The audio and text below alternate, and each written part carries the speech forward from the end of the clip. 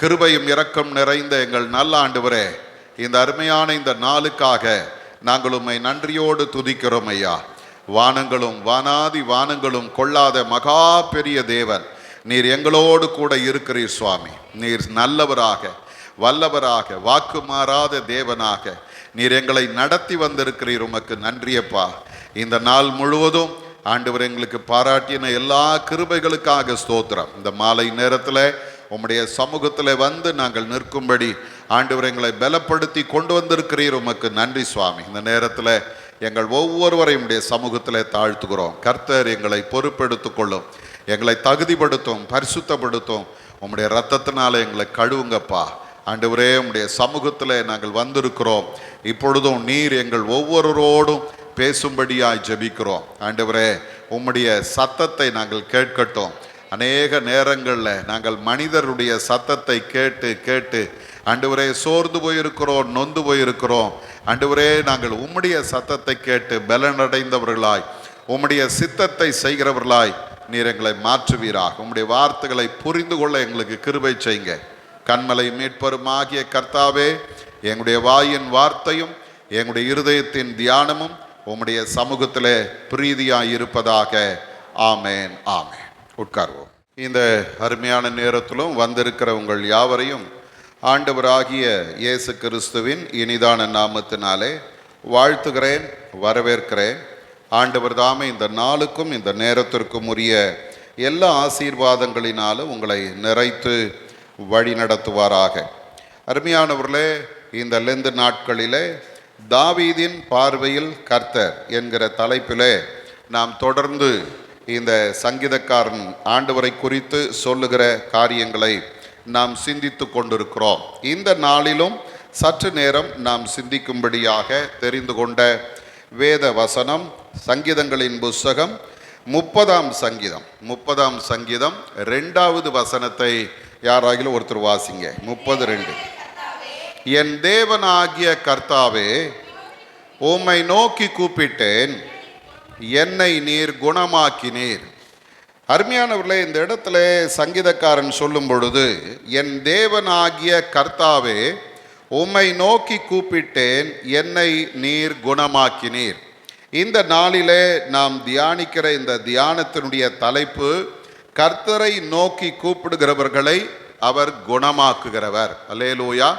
கர்த்தரை நோக்கி கூப்பிடுகிறவர்களை அவர் குணமாக்குகிறவர். அருமையானவர்களே, இந்த 30ஆம் சங்கீதத்தை நாம் பார்க்கும்போது இந்த சங்கீதத்தினுடைய தலைப்பு சொல்லுகிறது, கிரக பிரதிஷ்டையின் பாட்டாகிய தாவீதின் சங்கீதம் என்று சொல்லி இந்த சங்கீதத்திற்கு ஒரு தலைப்பு கொடுக்கப்படுகிற கிரக பிரவேசத்தின் பாடல். ஆக பார்க்கும்போது இந்த சங்கீதத்தின் பின்னணி என்ன என்று நாம் பார்ப்போமானால், தாவீதினுடைய வாழ்விலே வந்த ஒரு பயங்கரமான வியாதியின் நேரத்தில் அல்லது அவனுடைய தேசத்தில் வந்த ஒரு பெரிய அழிவின் வியாதி அல்லது கொடிய வியாதியின் மத்தியில் இருந்து கர்த்தர் அவர்களை விடுவித்ததை நினைத்து பாடுகிற சங்கீதமாக இந்த சங்கீதம் இருக்கிறது.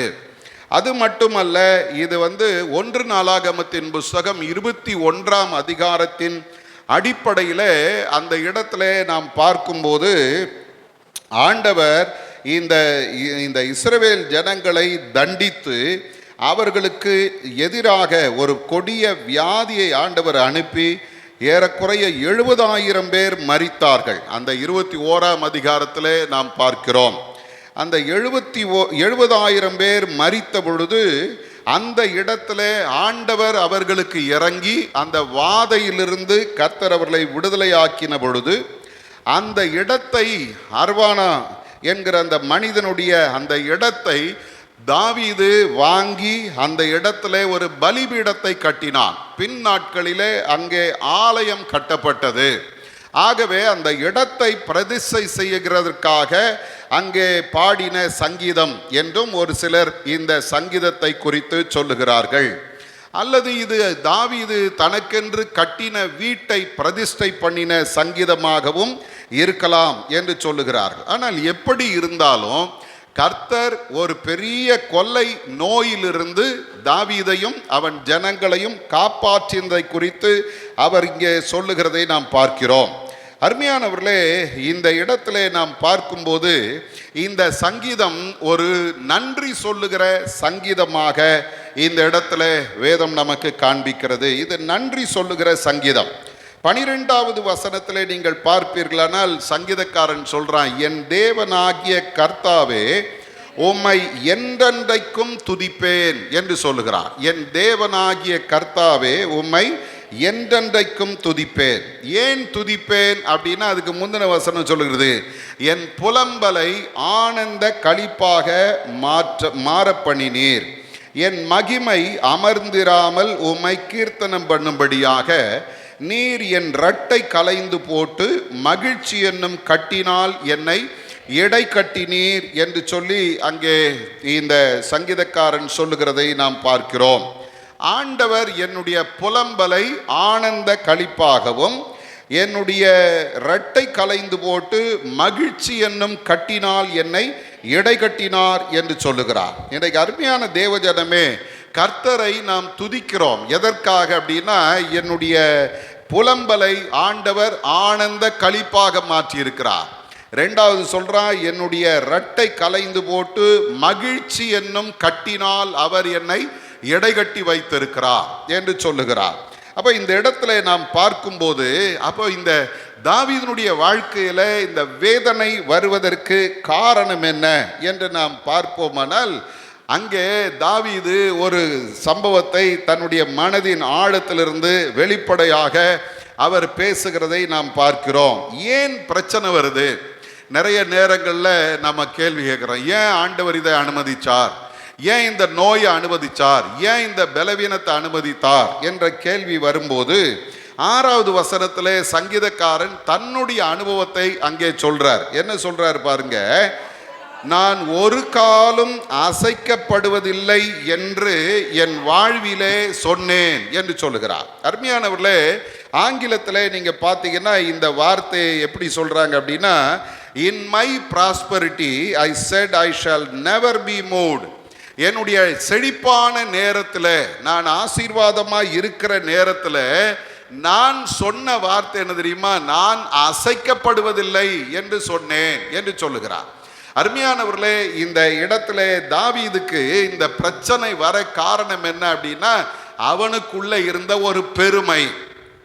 நான் அசைக்கப்பட மாட்டேன், நான் விழுந்து போக மாட்டேன், நான் குறைவுபட்டு போக மாட்டேன். எப்போ அப்படின்னா, அவன் சொல்றான், நான் வாழ்ந்திருக்கும் போது, அந்த இடத்துல சொல்றாரு, ஒரு காலம் நான் அசைக்கப்படுவதில்லை என்று என் வாழ்விலே சொன்னேன். ஆங்கில வேதம் சொல்லுது, இன் மை ப்ராஸ்பரிட்டி, நான் செழித்திருக்கும் போது, நான் ஆசீர்வாதமாக இருக்கும்போது.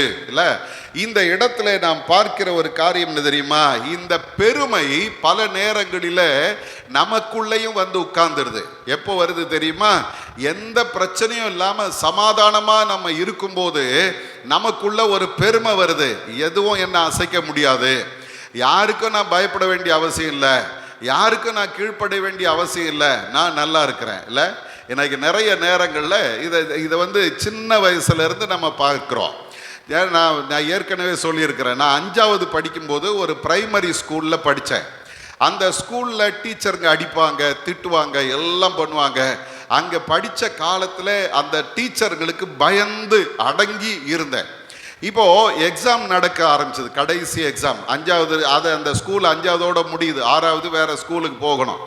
இந்த 5வது முடிக்கும் போது அங்கே பார்த்தீங்கன்னா அந்த கடைசி எக்ஸாம்லாம் நெருங்க நெருங்க நெருங்க எல்லாம் உட்கார்ந்து பேசுகிறோம். எத்தனை வயசு இருக்கும்னு நினைக்கிறீங்க? 10 வயசு பசங்க எல்லாம் உட்கார்ந்து பேசுகிறோம். என்ன சொல்கிறோம் தெரியுமா, இன்னையோட இந்த ஸ்கூலினுடைய பிரச்சனை தொல்லை நமக்கு ஒழிஞ்சது. இனிமேல் இந்த ஸ்கூலுக்காக நம்ம பயப்பட வேண்டிய அவசியம் கிடையாது, டீச்சர்களுக்கு பயப்பட வேண்டிய அவசியம் கிடையாது. ஆகவே வெளியே போகும்போது, எக்ஸாம் எழுதிட்டு வெளியே போகும்போது எல்லாரும் ஒன்றா நின்று கத்தணும். என்ன கத்தணும் தெரியுமா, டப்பா ஸ்கூல் ஒழிக, டீச்சர் ஒழிக அப்படின்னு கத்த போகிறோம் அப்படின்னு சொல்லி பேசிட்டு அதே மாதிரி செஞ்சோங்க. ஏன் சொல்றேன்னா, இனிமேல் இந்த பிரச்சனை எனக்கு இல்லை, நான் இனி சமாதானமா வேற எங்கேயோ போய் இருக்க போகிறேன், இவங்க தொல்லை இல்லை அப்படின்ன உடனே என்ன வருது? ஒரு பெருமை வருது, ஒரு தைரியம் வருது. அந்த இடத்துல நம்ம என்ன பண்றோம்? யாரையும் மதிக்காம நிக்கிறோம். அதே போலத்தான் சங்கீதக்காரனுக்கு ஒரு பெருமை வந்துச்சு, நான் ஒரு ராஜா, நான் சொல்றதுதான் எல்லாரும் செய்யணும் அப்படின்ற ஒரு எண்ணம் அவனுக்குள்ள வந்தது. அதைத்தான் நாம் 1 நாளாகமத்தின் புஸ்தகத்திலே 21ஆம் அதிகாரத்தின் 1வது வசனத்திலிருந்து பார்க்கும்போது வேதம் அங்கே சொல்லுகிறது. வாசிங்க பார்க்கலாம். 1வது வசனம். சாத்தான் இஸ்ரவேலுக்கு விரோதமாக எழும்பி இஸ்ரவேலை தொகையிடுவதற்கு தாவீதை ஏவி விட்டது. அடுத்த வார்த்தை சொல்லுது, அப்படியே தாவீது யோவாபையும் ஜனத்தின் சேர்வைக்காரரையும் நோக்கி, நீங்கள் போய் பெயர்செபா தொடங்கி தான் மட்டும் இருக்கிற இஸ்ரவேலை எண்ணி அவர்கள் இலக்கத்தை நான் அறியும்படிக்கு என்னிடத்தில் கொண்டு வாருங்கள் என்றார். இப்போ அவனுடைய தளபதி சொல்றாரு, யோவாப் சொல்றாரு அந்த இடத்துல அவனை பார்த்து, கர்த்தருடைய ஜனங்கள் இப்பொழுது இருக்கிறதை பார்க்கிலும் 100 அவர் வர்த்திக்க பண்ணுவாராக. ஆனாலும் ராஜாவாகிய என் ஆண்டவனே, அவர்கள் எல்லாரும் என் ஆண்டவனின் சேவகர் அல்லவா? என் ஆண்டவன் இதை விசாரிப்பானேன்? இஸ்ரவேலின் மேல் குற்றம் உண்டாக இது நடக்க வேண்டியது என்ன என்று சொல்லி கேட்கிறார். யோவாப் கேட்கிறார், ஏன்பா அதை செய்றீங்க? இது சரியில்லை, இந்த ஜனங்களை ஆண்டவர் இன்னும் வர்த்திக்க பண்ணுவார். ஆனா பைபிள் சொல்ற வார்த்தை என்ன தெரியுங்களா? 4வது வசனம் சொல்லுது, யோவாப் அப்படி சொல்லியும் ராஜாவின் வார்த்தை மேலிட்டபடியினால் யோவாப் புறப்பட்டு இஸ்ரவேல் எங்கும் சுற்றி திரிந்து எருசலேமுக்கு வந்தான். ஜனங்கள் எல்லாம் லக்கம் பார்த்துட்டு வர. இப்போ இந்த இடத்துல திரும்பவும் ஒரு காரியத்தை நாம் பார்க்கிறோம். முதல்ல பார்த்தீங்கன்னா தாவீது யோவாபை நோக்கி அப்படின்னு போட்டிருக்கோம். ஆனா இந்த இடத்துல பார்த்தீங்கன்னா ராஜாவின் வார்த்தை மேற்கொண்டது என்று போடுகிறது. அப்போ அங்கே என்ன சொல்ல வருது அப்படின்னா, அவன் ராஜாவா இருந்ததினாலே அவன் அந்த வார்த்தையை அதிகாரமா சொல்றான், நீங்க செய்யணும்னு சொல்லி. இந்த பெருமையை தான் அங்கே தாவீது சொல்றான், நான் அசைக்கப்படுவதில்லை என்று என் வாழ்விலே சொன்னேன். அல்லேலூயா. யாரு சொன்னாலும் நான் கேட்க மாட்டேன், நான் சொல்றதை நீங்க கேளுங்க அப்படின்னு சொன்னான். எனக்கு அருமையான தேவஜனமே, வேதம் நமக்கு சொல்லி தருகிற ஒரு காரியம் என்ன தெரியுங்களா? நீதிமொழிகள் 16:18 வாசி பாருங்க. அந்த இடத்துல சொல்லுகிறது, அகந்தை வரும், அகந்தை வந்தா அழிவு வரும். 2வது சொல்லுகிறது, மனமேட்டிமை வந்தா விழுதல் வரும். நல்லா கவனிங்க, அகந்தை வரக்கூடாது, மனமேட்டிமை வரக்கூடாது. அதுக்கு நல்ல உதாரணம் தானியேலின் புஸ்தகம் 4ஆம் அதிகாரத்திலே 30வது வசனத்திலே நாம் பார்க்கும்போது, நேபுகாத் நேச்சார் பாபிலோன் அந்த அரண்மனையில் அந்த உப்பரிக்கையில் உலாவி கொண்டிருக்கும் போது சொல்றான், என்னுடைய மகிமை பிரதாபத்துக்கென்று நான் கட்டின மகா பாபிலோன் அல்லவா? பைபிள் சொல்லுது, அந்த வார்த்தை அவன் வாயில் இருக்கும் போதே கர்த்தர் அவனை தள்ளினார். அல்லேலூயா. எனக்கு அருமையான தேவஜனமே, நீங்களும் நானும் நம்மை குறித்து ரொம்ப எச்சரிக்கையா இருக்கணும். ஆண்டவர் எனக்கு பணத்தை கொடுக்கலாம், ஆண்டவர் எனக்கு பதவியை கொடுக்கலாம், ஆண்டவர் எனக்கு உயர்வை கொடுக்கலாம், ஆண்டவர் என்ன உன்னதத்தில் கொண்டு போய் நிறுத்தி வைக்கலாம். ஆனா ஒண்ணு மாத்திரம் தெரிஞ்சுக்கணும், நான் எந்த நிலையில் இருந்தாலும் தாழ்மைப்படுவது கர்த்தருக்கு பிரியமானது. அல்லேலூயா. பெருமை வந்துடக்கூடாது. செழிப்பா இருக்கும்போது, அடுத்தவங்களை விட நான் நல்லா இருக்கும்போது எனக்குள்ள என்ன வரக்கூடாது? பெருமை வரக்கூடாது. ஒவ்வொரு முறையும் ஆண்டவருடைய சமூகத்தில் நாம் ஜெபிக்கும் போது கர்த்தர் நம்முடைய தாழ்மையை அவர் நோக்கிப்பார். நேற்று தினத்திலே நாம் பார்த்தோம், இறைஞ்சி கேட்க வேணும், மன்றாடி கேட்கிறவர்கள் அவர்களுக்கு தான் ஆண்டவர் அற்புதம் செய்வார். எனக்கு அருமையான தேவஜனமே, இதுக்கு ஒரு ஜெபத்தையும் ஆண்டவருடைய வேதம் நமக்கு கற்றுத்தருகிறது. நீதிமொழிகளின் புஸ்தகத்தில் 30ஆம் அதிகாரம், நீதிமொழிகள் 30:9 வாசி பாருங்க. நீதிமொழிகள் 30:9 பாருங்க. இந்த இடத்துல நாம் பார்க்கும்போது இந்த ஆகூர் ஆண்டவர்கிட்ட ஜெபம் பண்றார். என்ன ஜெபம் பண்றார் தெரியுங்களா? வாசிங்க. நான் பரிபூரணம் அடைகிறதினால் மறுதலித்து கர்த்தர் யார் என்று சொல்லாதபடிக்கும், தரித்திரப்படுகிறதினால் திருடி என் தேவனுடைய நாமத்தை வீணிலே வழங்காதபடிக்கும், என் படியை எனக்கு அளந்து என்னை போஷித்தருளும். இல்லை, அவரு ஆண்டவர்கிட்ட கேட்குறாரு, ஆண்டவரே நிறைய வந்துடுச்சுன்னா கர்த்தர் யாருன்னு கேட்டுருவேன். ஒன்றும் இல்லாமல் குறைவுபட்டு போனேன்னா திருடி உம்முடைய நாமத்தை நான் வீணில வழங்கிடுவேன். ஆகவே என்னுடைய படியை எனக்கு அளந்து என்னை போஷித்தருளும். இந்த ஜபத்தை நம்ம என்னைக்குமே பண்ணுறது கிடையாது. இன்னைக்கு எனக்கு தேவையை சந்திங்க ஆண்டவரே அப்படியே கேட்குறோம். 4 மாதத்துக்கு மொத்தமாக சேர்த்து எனக்கு இது வேணாம் ஆண்டவரே, அது வேணாம் ஆண்டவரே, பெரிய லிஸ்ட்டு போட்டு ஆண்டவர்கிட்ட கொடுத்துட்றோம். மளிகை சாமான் லிஸ்ட்டு மாதிரி பெரிய லிஸ்ட்டாக கடவுள்கிட்ட கொடுக்குறோம். ஆனால் இந்த மனிதனுடைய ஜபம் பாருங்க, என் படியை எனக்கு அளந்து எனக்கு கொடுங்கப்பா. நான் ரொம்ப நிறைவாகவும் போயிடக்கூடாது, ஒன்றும் இல்லாமல் குறைவாகவும் போயிடக்கூடாது. இன்னைக்கு நீங்களும் நானும் ஆண்டவர்கிட்ட கேட்கணும், ஆண்டவரே எந்த நிலையில் நான் இருந்தாலும், என்ன செழிப்பில் மேன்மையில் இருந்தாலும் பெருமை எனக்குள்ளே வராதபடி என்னை காத்துக்கொள்ளும். அல்லேலூயா. பெருமை வரக்கூடாதுங்க, பெருமை வரக்கூடாது. ஒரு ஊழியக்காரரை குறித்து கேள்விப்பட்டேன். திரும்பவும் ஏற்கனவே நான் சொல்லியிருக்கேன், திரும்பவும் சொல்கிறேன். பாலாசீர் லாரி அப்படின்னு ஒரு பெரிய ஒரு ஊழியக்காரன் 1970களில் அவருடைய பாட்டு, அவர் ஜீவிக்கிறார், இயேசு ஜீவிக்கிறார் அப்படின்னு ஒரு பாட்டு. அந்த பாட்டு பார்த்தீங்கன்னா சென்னையில் எந்த பக்கம் திரும்பினாலும் எல்லாரும் பாடுவாங்க. கிறிஸ்தவங்க தான் இல்லை, எல்லாரும் பாடுவாங்க. ஜீவிக்கிறார், இயேசு ஜீவிக்கிறார், என்னுள்ளத்தில் அவர் ஜீவிக்கிறார். அதுக்கு காரணம் என்ன அப்படின்னா, அந்த நாட்களில் இருந்த இந்த பாலாசீர் லாரி என்கிற அந்த உன்னதமான ஊழியக்கார், அவர் ஒரு கிரவுண்டுக்குள்ளே நுழைஞ்சார்னா ஜெபம்லாம் பண்ண வேண்டியதில்லை. அந்த கிரவுண்டுக்குள்ளே அவர் நுழைஞ்சாலே கிரவுண்டுக்குள்ளே இருக்கிற பேய் பிடிச்சவங்க எல்லாரும் ஆட ஆரம்பிச்சிருவாங்க.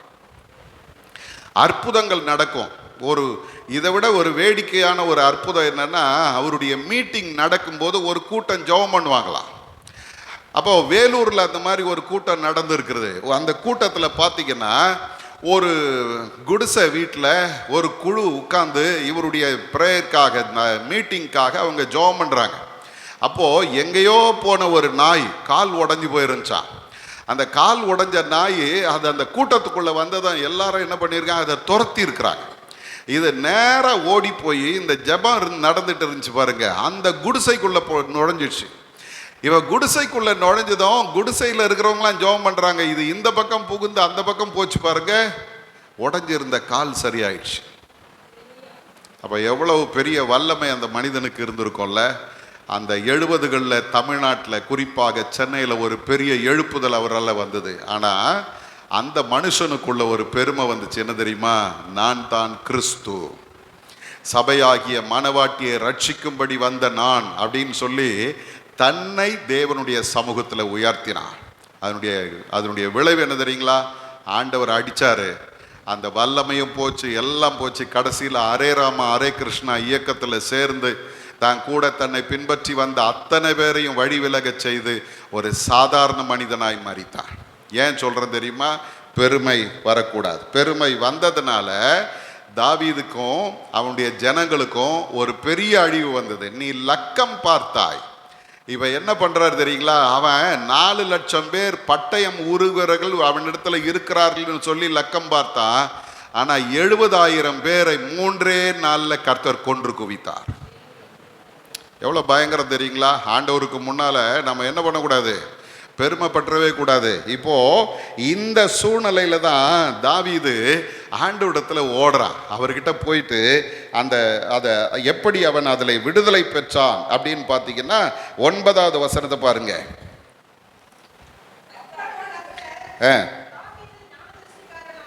இல்லைம்மா சங்கீதம் 30:9. கர்த்தாவே எனக்கு செவி கொடுத்து என் மேல் இரக்கமாயிரும், கர்த்தாவே நீர் எனக்கு சகாயராயிரும் என்று சொல்லி, கர்த்தாவே உம்மை நோக்கி கூப்பிட்டேன், கர்த்தரை நோக்கி கெஞ்சினேன். இங்க ஒரு பக்கம் அதிகாரமா நின்ன இந்த தாவீது இப்ப என்ன பண்றாரு தெரியுங்களா? ஆண்டவருடைய சமூகத்துல போயிட்டு ஆண்டவரை பார்த்து கூப்பிடுறாரு, ஆண்டவரே எனக்கு இரக்கமாயிரும், எனக்கு சகாயராயிரும். அல்லேலூயா. இதுதான் விடுதலைக்கான ஆசீர்வாதத்துக்கான ஒரு ஜெபம். என்ன ஜெபம் தெரியுமா? ஆண்டவரே என் மேல இரக்கமாயிருங்க, கிருபையாயிருங்கன்னு கூட கேட்கல, இரக்கமாயிருங்க. எனக்கு அருமையான தேவ ஜனமே, கர்த்தருடைய சமூகத்திலே தாவீது போய் கேட்கிறான், இரக்கமாயிரும். ரெண்டாவது கேட்கிறான், எனக்கு சகாயராயிரும். எப்படி கேட்டானா, வேதம் சொல்லுகிறது, நான் கெஞ்சினேன் இல்லையா, நான் கெஞ்சினேன், நான் அவரை நோக்கி கூப்பிட்டேன். இன்னைக்கு ஆண்டவர் உங்களுக்கு எனக்கு சொல்லி தருகிற ஒரு காரியம் தெரியுமா? தவறு செய்யாத மனுஷன் யாரும் கிடையாது, பெருமை கொள்ளாத மனிதர்கள் யாரும் கிடையாது. எங்கேயோ ஒரு இடத்துல பெருமை வரும். அல்லேலூயா. ஒரு ஊழியக்காரர் சொன்னாரு, ஒரு ஜபத்துக்கு போயிருந்தேன் ஐயா, அங்க பார்த்தா இருக்கிற பாஸ்டருங்கெல்லாம் ரொம்ப ஒரு மாதிரி இருக்கிறாங்க, யாரும் பாஸ்டர் தோரணே கிடையாது, அவங்க ஜெபிக்கிற ஜெபமும் அந்த மாதிரி ஒன்றும் ஸ்ட்ராங்காக கிடையாது. அப்போ என் மனசுல நினைச்சேன், நான் இவங்களை விட ரொம்ப நல்லா ஜெபம் பண்ணுவேன், நான் இவங்களை விட ரொம்ப நல்லா பிரசங்கம் பண்ணுவேன் அப்படின்னு நான் நினச்சிக்கிட்டு அங்கே போய் உட்கார்ந்து இருக்கிறேன். கடைசி வரைக்கும் எனக்கு ஒரு சான்ஸுமே அங்கே கிடைக்கலன்னாரு. ஆண்டவர் தட்டுவார், பெருமை உள்ளவனுக்கு தேவன். இப்போ நம்ம என்ன பண்ணுறோம்? ஆண்டவருடைய சமூகத்தில் போய், ஆண்டவரே எனக்கு இறங்குங்க, எனக்கு சகாயம் பண்ணுங்க அப்படின்னு சொல்லி அவரிடத்துல நான் கெஞ்சுகிறேன், அவரிடத்துல நான் கூப்பிடுகிறேன். இப்பதான் ஆண்டவர் இறங்குவார். வேதம் சொல்லுகிறது பாருங்க, லூக்காவின் புஸ்தகத்துல 17ஆம் அதிகாரம் 12வது வசனத்திலிருந்து பார்த்தீங்கன்னா, ஒரு 10 குஷ்டரோகிகள் இயேசுவினிடத்துல வர்றாங்க. வரும்போது அவங்க என்ன பண்றாங்க பாருங்க, 12வது வசனத்துல, லூக்கா 17:12,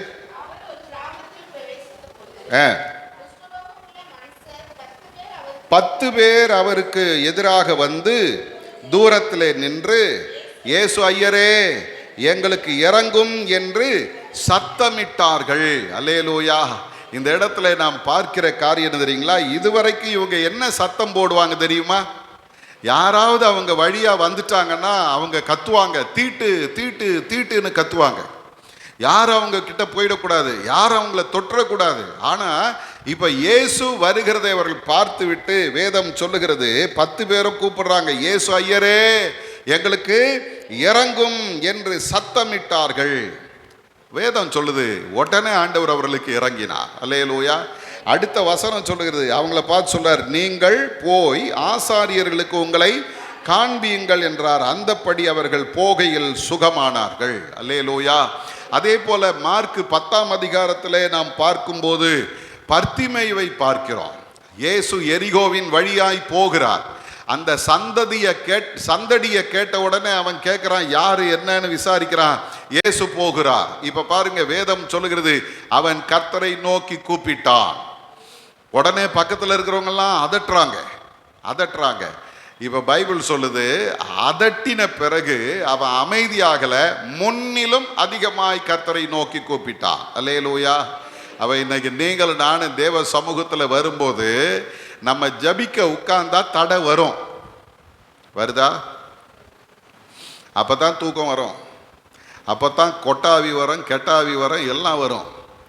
நீங்க ஜெபம் பண்ண உட்கார்ந்தாதான் என்னென்னமோ சிந்தனைகள் வரும். அது வரைக்கும் ஒன்றும் இல்லாமல் அமைதியா உட்கார்ந்து இருந்தோம்.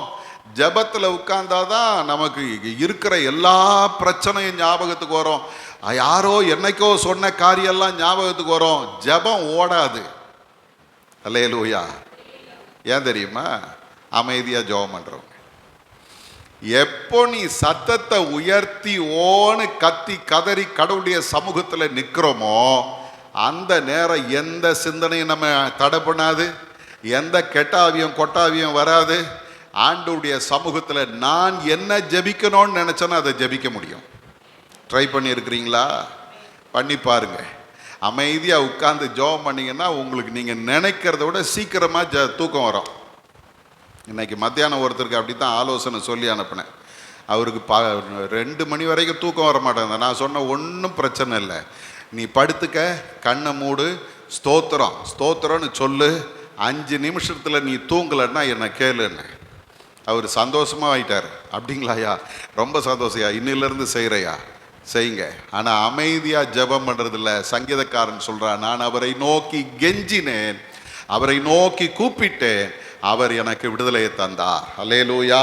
எப்படி இந்த விடுதலை அவன் பெற்ற பொழுது வேதம் சொல்லுகிறது, அவன் என்ன சொல்லி ஆண்டவரை துதிக்கிறார் தெரியுங்களா?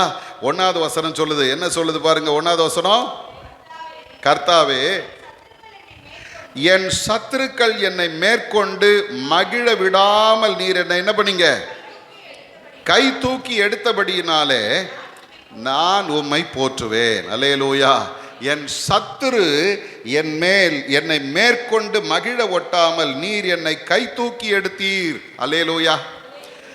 நான் எப்போ கெஞ்சுறேனோ, எப்போ ஆண்டவரை நோக்கி கூப்பிடுறேனோ, அப்போ முதல்ல கடவுள் எனக்கு செய்கிற காரியம் என்ன தெரியுமா? சத்துரு என் மேல ஜெயித்து சந்தோஷப்படவே முடியாது. அல்லேலூயா.